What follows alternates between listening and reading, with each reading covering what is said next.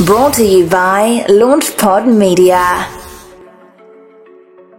Hey everybody, welcome back to the LaunchPod Media channel. I'm your host, John Dinkle.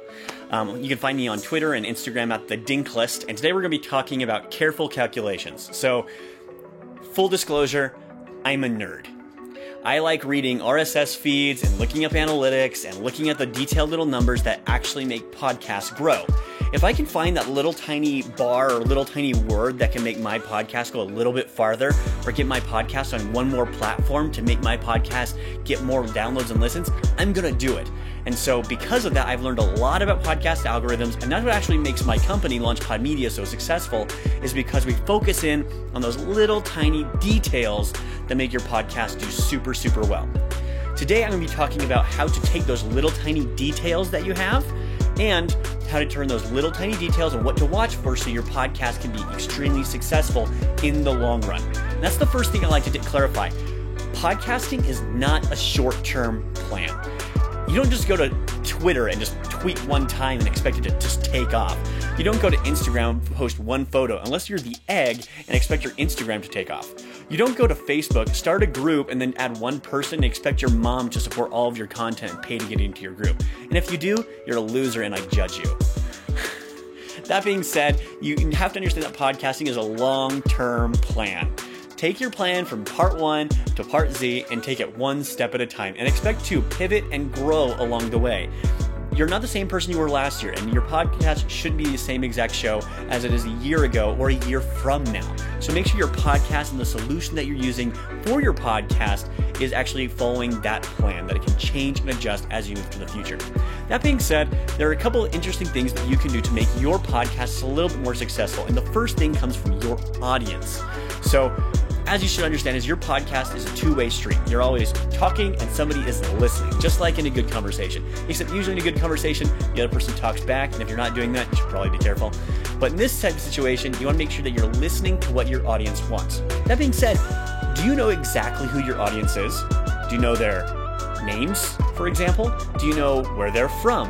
What their age group is? Are they more male or female? How much money do they have? Where do they live on the internet? Are they mostly on Instagram or are they mostly on Reddit? Are they living on Facebook or are they still back in MySpace? You need to understand exactly where your podcast audience lives and what they're interested in. For example, when I first started my podcast, I did a podcast on Japanese grammar. Super, super niche, but I knew exactly who my audience were. I knew my audience loved Japanese anime and manga. I also know that my audience were usually beginners to intermediate level speakers who wanted at least some more knowledge of how to apply grammar. I knew that my audience was between the ages of 25 and 35, with a couple of people running down to 18. I knew that my audience was about 60% women and about 40% men. I also know that my podcast group usually doesn't have a lot of money to spend, and I do know they absorb a lot of media. That doesn't mean that just my podcast. They also want things on YouTube, they also want things on Reddit, they also want things on my personal website, and so they were always willing to absorb more and more and more and more and more information. And I know all these things. I know who my super fans are, I know how often they listen, and I also know how frequently they want that content. So when you're doing it, I would make sure to first go and listen to your audience. Make a group for them. Find a group they're already in, or go to where they're living and make sure that you can have a good conversation. The second thing you can do is make sure that you're titling your podcasts correctly. That means if you're going to be talking about puppies, make sure that you have puppy-related words in your title. People are going to be looking up, weird content such as, fluffy chair McStuffer pants, if that's your dog's name, but they will look up how to train a golden retriever, what the best type of dog food is for small dogs, how to keep your big dog from jumping on you. Things like that are things that people are actually going to search for. So make sure the topics and titles of not only your show, but your episodes are things that people are going to look for.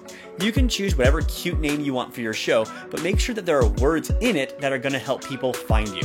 If your show is about, let's say, hip-hop music, and you really love hip-hop, don't name it what your random artist name is, and that alone.